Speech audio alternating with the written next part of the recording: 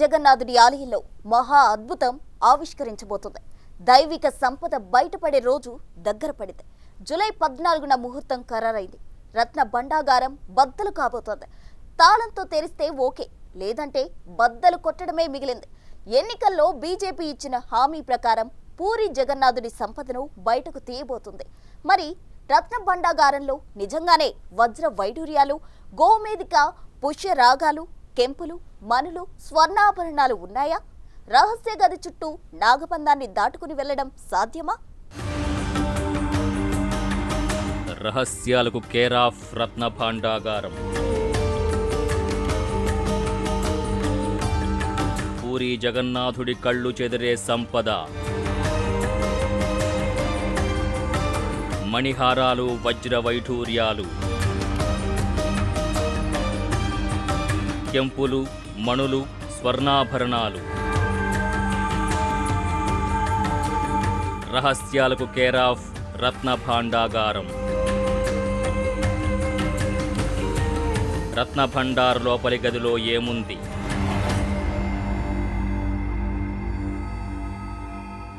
దేశమంతా, అంతెందుకు ప్రపంచమంతా ఎంతో ఉత్కంఠతో, ఆసక్తితో ఎదురుచూస్తున్న సమయం రానే వచ్చింది. పూరి జగన్నాథుడి ఆలయంలో రహస్యాలకు నెలవైన రత్న భాండాగారం తెరిచే రోజు ఫిక్స్ అయింది. జూలై 14న రత్న భండార్ ఇన్నర్ ఛాంబర్ తెరవబోతున్నారు. 1985లోనూ జూలై 14నే లోపలికి వెళ్లారు. అదే చివరిసారి కూడా. 2018 ఏప్రిల్ 4న గది తలుపులు దాకా 16 మంది సభ్యులతో ఉన్న టీం వెళ్ళింది. కీ దొరకలేదని అన్నారు. కానీ భయంతో వెనక్కి వచ్చేశారన్న వాదన ఉంది. కొందరు మాత్రం సాహసించి కిటికీల్లోంచి చూశారు. పెద్ద పెద్ద పెట్టెలకు వస్త్రాలు చుట్టి ఉండడాన్ని గుర్తించారు. పైపెచ్చులు ఊడిపడి ఉన్నాయి. గోడల్లో తేమ ఉంది. అంతా చీకటి. ఇక అంతే. అందరూ అక్కడి నుంచి కేవలం 40 నిమిషాల్లోనే వెనక్కి వచ్చేశారు. 12వ శతాబ్దానికి చెందిన పురాతన ఆలయం కావడం, పునాదుల్లో నేలమాళిగలు ఉండడంతో ఈ ఆలయం భద్రత కోసం రత్నభండార్ లోపలి గదుల్ని తనిఖీ చేయాలని, ఆ గోడలు ఏ కండిషన్లో ఉన్నాయో చూడాలని గతంలోనే భారత పురావస్తు శాఖ ఒడిషా ప్రభుత్వాన్ని అలర్ట్ చేసింది. ఇన్నాళ్లకా ప్రక్రియ ముందుకు పడింది. పూరి జగన్నాథ్ ఆలయ కింది భాగంలో ఈ రత్న భాండాగారం ఉంది. ఇందులో 2 భాగాలున్నాయి. 12వ శతాబ్దంలో అనేక మంది రాజులు సమర్పించిన వజ్ర, స్వర్ణ, రత్నాభరణాలు ఈ గదిలో ఉన్నాయి. ఆలయంలో రోజువారీ పూజలు నిర్వహించేందుకు అవసరమైన నగలు, నిధి పైభాగం ఛాంబర్లో ఉంటాయి. మిగతా ఆభరణాలు ఖజానా కింది భాగంలో భద్రపరుస్తారు. లోపలి భాగంలో వెలకట్టలేనంత అపార సంపద ఉందంటారు. అయితే దీని తాళాలు మాత్రం కొన్నేళ్లుగా కనిపించకుండా పోయాయి. 1978లో లోపలికి వెళ్ళినప్పుడు చూసిన సంపదని నిపుణులు కూడా అంచనా వేయలేకపోయారు, లెక్కగట్టలేకపోయారు. 1985లోనూ అదే జరిగింది. పూరి రాజుకు లొంగిపోయిన రాజుల వజ్ర వైఢూర్యాలు, కెంపులు, మణులతో ఉన్న స్వర్ణ కిరీటాలెన్నో ఈ భాండాగారంలో ఉన్నాయంటారు.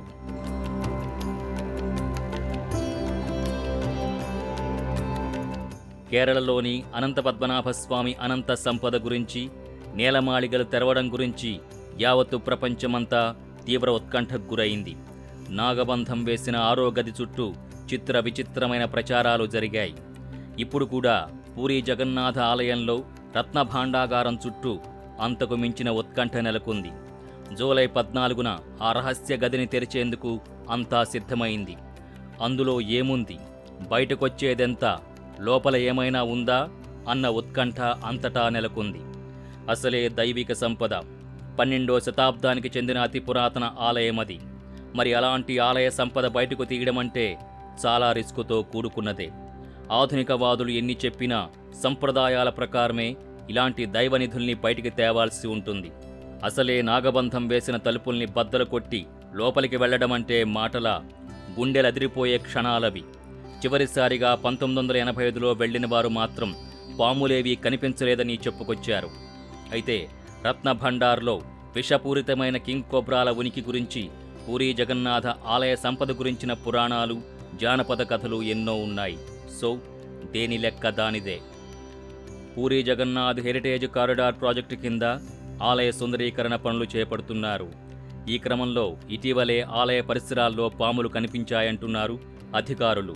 ఇది పురాతన ఆలయం కావడంతో భూమి లోపల పునాదుల దగ్గర చాలా చోట్ల చిన్న చిన్న రంధ్రాలు, పగుళ్లు గుర్తించారు. ఈ రంధ్రాల ద్వారా పాములు రత్నభండార్లోకి ప్రవేశించే అవకాశం ఉందని, అందుకే రత్నభండార్ తెరిచే టైంలో పూర్తిస్థాయి జాగ్రత్తలు తీసుకోవాలని అంటున్నారు. తాము అధికారంలోకి వస్తే పూరీ జగన్నాథుడి సంపదని బయటకు తెస్తామని స్వయంగా ప్రధాని మోడీ ఎన్నికల ప్రచారాల్లో హామీ ఇచ్చారు. भगवान जगन्नाथ के यहाँ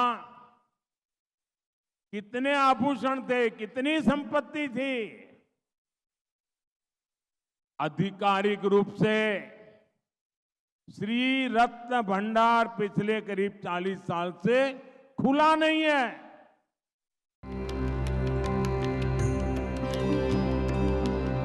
ఇప్పుడు అన్నట్టుగానే జూలై 14న ముహూర్తం ఖరారు చేశారు. ఇందుకు సంబంధించి మార్గదర్శకాలు కూడా విడుదల చేశారు. ఒక టీంని రెడీ చేశారు. అందులో ఆర్కియాలజీ నిపుణులున్నారు.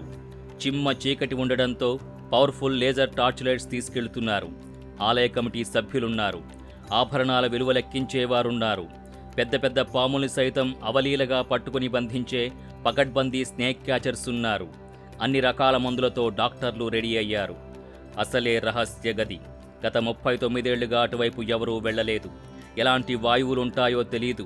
పైగా నిధి చుట్టూ అత్యంత భయంకరమైన విషసర్పాలున్నాయన్న అంచనా ఉంది. అందుకే పాము ఏదైనా అన్ని రకాల విషాలకు విరుగుడుగా యాంటీవీనం, అలాగే పాలీవీనం సీరం, ఇతర ఎమర్జెన్సీ మెడికల్ కిట్స్తో డాక్టర్లు కూడా వెళుతున్నారు.